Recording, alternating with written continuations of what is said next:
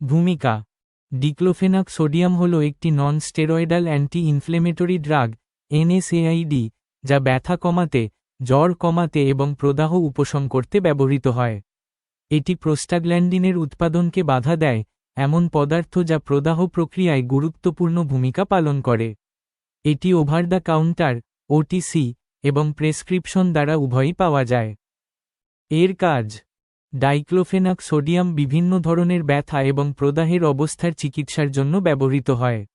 এটি rheumatoid arthritis, osteoarthritis, ankylosing spondylitis এবং অন্যান্য অবস্থার লক্ষণগুলি কমাতে সাহায্য করতে ব্যবহার করা যেতে পারে যা ব্যথা এবং প্রদাহ সৃষ্টি করে।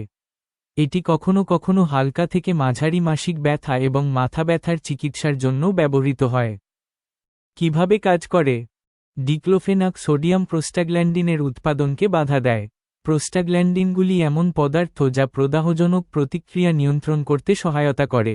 যখন প্রোস্টাগ্ল্যান্ডিনগুলি ডিক্লোফেনাক সোডিয়াম দ্বারা বাধাগ্রস্ত হয়, তখন প্রদাহ হ্রাস পায় এবং ব্যথা হ্রাস পায়। কাজ করতে কতক্ষণ সময় লাগে? বেশিরভাগ মানুষ ডাইক্লোফেনাক সোডিয়াম গ্রহণের 1 থেকে 2 ঘন্টার মধ্যে এর প্রভাব অনুভব করতে শুরু করবে। ডাইক্লোফেনাক সোডিয়ামের সম্পূর্ণ প্রভাব তাদের শীর্ষে পৌঁছাতে বেশ কয়েকদিন সময় লাগতে পারে। পার্শ্ব প্রতিক্রিয়া।